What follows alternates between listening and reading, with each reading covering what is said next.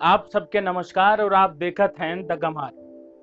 The गमार की ये episode बहुत खास है, काहे कि आपन मातृभाषा में है। अगर आप ई मातृभाषा के दुनिया के हर कोने में फैलावे चाहत हैं तो नीचे दिया लाल सब्सक्राइब बटन पर क्लिक करें और एक इतना शेयर करें कि यह देश और दुनिया में व्याप्त हर आदमी आपके भाषा के मिट्टी के सुगंध जान सके। कुछ दिन पहले दिल्ली सरकार एक नोटिफिकेशन जारी के है।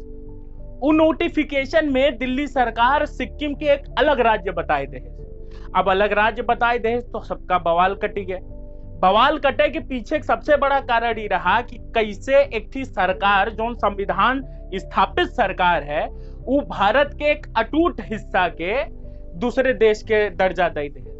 तब यही मुद्दा पर बहुत गहन चर्चा है, बहुत सारे लोग आलोचना केन। ओकरे बाद अरविंद केजरीवाल एक ट्वीट केन जिसमें बताएं कि एक थी गलती रही और एक सुधार लिया गया। एकरे बाद हम फाइल के पन्ना पलटे और देखे कोशिश के है कि काहे सिक्किम इतना महत्वपूर्ण है और काहे सिक्किम के ऊपर इतनी बात हो है। सबसे पहले ये बात समझ ला कि जो सिक्किम है वो 1975 में भारत के हिस्सा बना। 1975 से पहले वो भारत के हिस्सा ना रहा। अब बात कह लिया जाए कि सिक्किम के इतिहास का है, तो सिक्किम के इतिहास समझे खातिर आपके सिक्किम के जगह के बारे में समझे पड़े। सिक्किम हिमालय पर्वत में बसा बा। ओकरे आसपास के राज्य भूटान, नेपाल और तिब्बत हैं। यही खातिर सिक्किम में हमेशा एक जनसांख्यिकी डिविडेंड रहा बा। जनसांख्यिकी डिविडेंड के मतलब कि सिक्किम के जो जनता है वो अलग अलग राज्य से, अलग अलग देश से आय कुमें बसी बा। सिक्किम के जो राजा रहन ओका बोल जात रहा चोग्याल। जैसे अपने यहाँ राजा महाराजा पदवी मिली रही, वैसे सिक्किम के राजा पद के एक नाम रहा जेकर नाम रहा चोग्याल। और जौन राजशाही परिवार रहा ओका कह जात रहा नामयाल। अब आप जब एक पोजीशन समझ लेहन तो आप इहो समझे कि सिक्किम में हमेशा आक्रमण हुआ करे। एकर दो कारण रहा। एक तो सिक्किम के पास आपन कोनो बहुत बड़ी सेना ना रही, सुरक्षा कोनो बहुत बड़ा पुख्ता इंतजाम ना रहा, और दूसरी सिक्किम में प्राकृतिक संपदा बहुत रही। पेड़ पालो एकरे अलावा जवन कुछ से प्रॉफिट कमाई जा सकत रहा उस संसाधन सिक्किम में बहुत ज्यादा रहे। सिक्किम में पहला आक्रमण भय रहा 18वीं शताब्दी में, जब ओकर पड़ोसी देश नेपाल के गोरखा कम्युनिटी के लोग सिक्किम पर हमला करके सिक्किम के आपन बनाए ले। अब सिक्किम आधा नेपाल के कब्जे में रहा और सिक्किम में आधा चोग्याल के कब्जे में रहा। यह उस समय रहा कि जब ब्रिटिश ईस्ट इंडिया कंपनी अपन आधिपत्य पूरे भारत में जमावे के कोशिश करत रही। जब ब्रिटिश ईस्ट इंडिया कंपनी की पता चला कि सिक्किम इतना मानव संपदा और इतना ज्यादा प्राकृतिक संसाधन वाला देश है तो वही सोचे कि हम सिक्किम पे कब्जा करेंगे। एक तरीका ही रहा कि वो सीधे आक्रमण कर दे, लेकिन वो दूसर कूटनीतिक रास्ता अपनाए। वो कूटनीतिक रास्ता ही अपनाए कि वो वह समय के सिक्किम के राजा जेका चोग्याल कह जात रहा ओकरे साथे मिल के अपन आर्मी लगाए के नेपाल के खिलाफ विद्रोह कर दे। एक रिजल्ट ही निकला कि सिक्किम में वापस चोग्याल के राज बढ़ गए और ब्रिटिश के सिक्किम में हस्तक्षेप करे के एक खुली छूट मिली है। अब आप ये समझत हुई हैं कि ब्रिटिश और सिक्किम राष्ट्र जोन है वो एक साथ आएगी, एक मंच पे आएगी, इनकर दोस्ती गहरात गए। लेकिन ऐसे ना रहा। अंग्रेज काव के हैं कि उनका चाय के बागान लेके रहा, कहे चाय बागान में बहुत ज्यादा मुनाफा रहा, तो उनके सब सिक्किम से दार्जिलिंग मांग ले। सिक्किम के पास दार्जिलिंग के ब्रिटिशर्स के दे के अलावा और कोनो रास्ते ना बचा। कहे कि एक तरफ वो कर रक्षा के रही नेपाल के गोरखा से और दूसरी तरफ वो कर मदद करत रही अपन राज्य सही तरीके से चलावे में।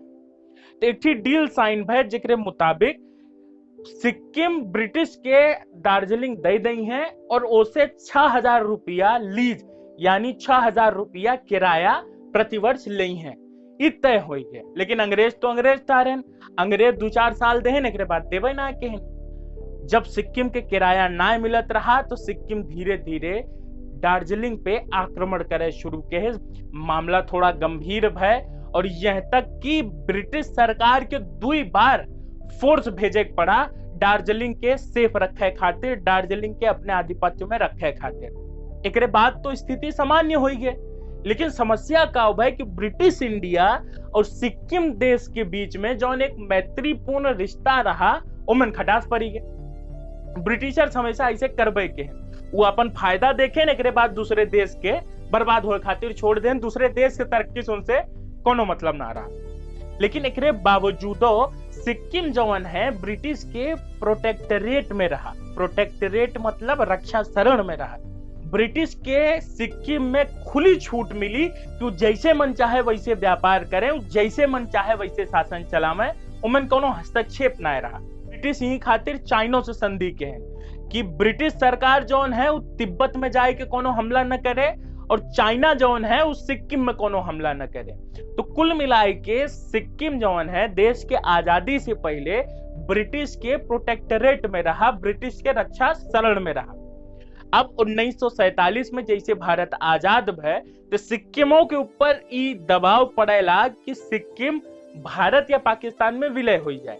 पाकिस्तान में विलय हो गए तो कोनो सवाल ना रहा, लेकिन सिक्किम जवन है वो कोनो भी देश में विलय ना होए के कारण अपन अलग देश बनवाए के मांग रखे। बहुत सारी बहस हुई, बहुत सारी बात कही गई, बहुत सारी बात सुनी गई।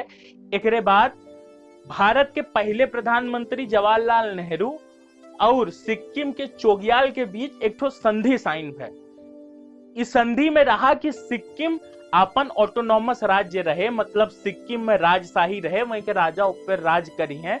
लेकिन अब सिक्किम ब्रिटिश के प्रोटेक्टोरिएट रक्षा शरण से निकलकर भारत के रक्षा शरण में आई जाए। अब भारत होकर रक्षा करे, जेकरे बदले में सिक्किम के अपने देश में रक्षा, कम्युनिकेशन और मिलिट्री ये तीन चीज के हस्तक्षेप करे की इजाजत भारत के दे। अब तक तो मामला बिल्कुल ठीक चलत रहा, लेकिन एकरे बाद कई जगह पर समस्या शुरू हो गई। जौवन वह समय के सिक्किम के राजा रहन, उनका नाम रहा काशी नामयाल।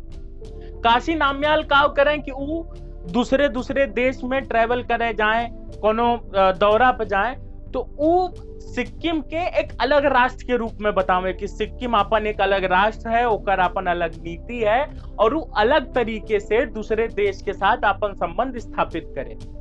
अब जाहिर से बात है कि एक्सटर्नल अफेयर के पूरी जिम्मेदारी और पूरा अधिकार जो है भारत गणराज्य के पास रहा। इस चीज से भारत सरकार के विश्वास सिक्किम राज्य पर बहुत कमजोर होए लगा। ऊपर से दूसरी तरफ चाइना तिब्बत पर हमला करके तिब्बत के जबरदस्ती हथियाए ले। अब तिब्बत से बिल्कुल सटा हुआ सिक्किम रहा, तो ये जाहिर से बात है चाइना कोशिश करे कि सिक्किम के अपने राज्य में विलय करवाई ले। ऐसे ने कोशिश भऊ रही।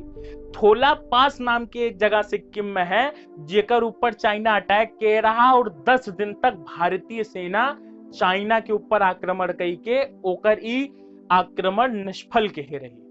तो अब बहुत ज्यादा दबाव भारत सरकार के ऊपर बने लाग रहा कि वो कैसो न कैसो कह के सिक्किम के अपने काबू में करे या सिक्किम राज्य के विलय करवावे।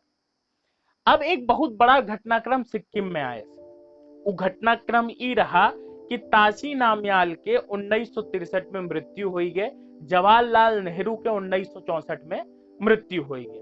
इनके सबके मृत्यु हो जाए के कारण एक बहुत बड़ी असमंजस की स्थिति सिक्किम के लेके भारत सरकार के मन में पैदा हुई है। और ऐसे ना रहा कि वह कोनो भारतीय हस्तक्षेप ना हो एडमिनिस्ट्रेशन में।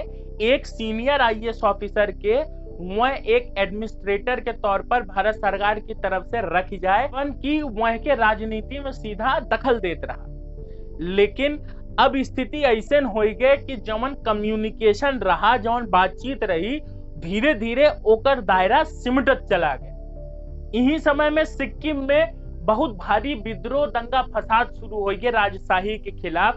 काहे कि लोग राजा के शासन अपनावे के खिलाफ रहन।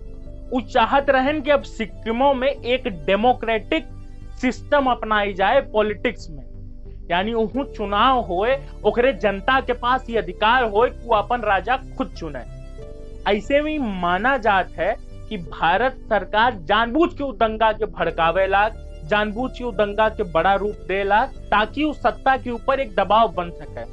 अंत में यह भय वह समय के चोगियाल भारत सरकार से निवेदन के हैं कि वो आय के हस्तक्षेप करें और वह के कानून व्यवस्था सही प्रकार से सुचारू रूप से चलावें। भारत सरकार में हस्तक्षेप के है जवन वह के विद्रोह करे वाले लोग रहें भारतीय सरकार और जौन वह समय के राजा रहें वो एक टेबल पे आए और एक संधि के हैं जिनमें चुनाव और बेहतर तरीके से करवावे के एक ऐलान किया गया, जिनमें की अब सिक्किम के आपन एक मुख्यमंत्री हुए। तो 74 में सिक्किम में चुनाव होते है और उस चुनाव में सिक्किम कांग्रेस भारी बहुमत से सत्ता में आ जाते है, ओकर एक ही मुख्यमंत्री चुन लिया जाता है। दूसरी तरफ भारत सरकार एक संविधान ड्राफ्ट करत रही जो सिक्किम में लागू हो रहा। जाहिर से बात रही कि ई चोगियाल या मह के राजा के पसंद ना है, काहे कि साफ तौर पर चोगियाल के पावर सिक्किम राज्य के ऊपर कम करे बात किया गया रहा। धीरे धीरे स्थिति और गंभीर है और 1975 में एक दिन भारत अपने मिलिट्री के गैंगटॉक जौन की सिक्किम के राजधानी रही वह भेज दे। सिक्किम के पास अपन केवल 300 के सेना रही, ओका केवल और केवल 2 घंटा में भारतीय सैनिक हराई के सिक्किम के राजा के हाउस अरेस्ट यानी गृह कारागार में डाली देहन। एकरे अगले दिन सिक्किम के पार्लियामेंट के बैठक बुलाई गए, उनमें प्रस्ताव पारित किया गया कि अब सिक्किम भारत के हिस्सा होए और वह के चोगियाल यानी राजा के पद खत्म हो। लेकिन भारतीय सरकार के ई एक्शन पर बहुत सारे मीडिया हाउस, बहुत सारे international media house, international human right commission वाले एकरे बहुत विरोध में रहन कि कैसे भारत इलीगल तरीके से कोनो देश के अपने देश में शामिल कर सकत है। तो भारत सरकार का केस भारत सरकार एक जनमत संग्रह यानी रेफरेंडम करवाए। ये रेफरेंडम 5 दिन में कंप्लीट हो गए। इस रेफरेंडमों के ऊपर बहुत ज्यादा विवाद है कि सिक्किम एक ऐसा देश है जहां कहीं कहीं पहुंचे में 1 दिन लग जाता है और तू केवल 5 दिन में पूरे सिक्किम के सभी लोगन के जौन है जन्म संग्रह करवा लिया है। ये अपने आप में एक संशय वाली बात तो रही। 60,000 नागरिक ये पक्ष में वोट देहन कि सिक्किम के अब भारत में मिल जाए चाहिए और 1500 लोग इकर विपक्ष में वोट देहन कि सिक्किम के भारत में ना मिले चाहिए। अंततः यह भय कि 1975 में भारत सरकार में सिक्किम के विलय है और तब से सिक्किम भारत के एक अटूट हिस्सा है। यही खातिर दिल्ली सरकार की तरफ से निकला हुआ ये नोटिस वाकई में एक चौंका दे वाली घटना रही, लेकिन एकर बहुत ज्यादा फर्क न पड़ा। मानवीय गलती हो सकत है, ये मानवीय गलती रही और दिल्ली के मुख्यमंत्री इस पर माफी मांग रहे हैं। तो ये पूरी कहानी रही सिक्किम राज्य के भारत में विलय के। अगर आपकी कहानी पसंद आए होए, अगर आपके ये भाषा पसंद आए होए तो चैनल के सब्सक्राइब करें और इतना शेयर करें कि आपके मिट्टी के, आपके भाषा के मिठास पूरी देश और दुनिया में फैल सके। आप देखत रहें द गंवार। आपके आभार।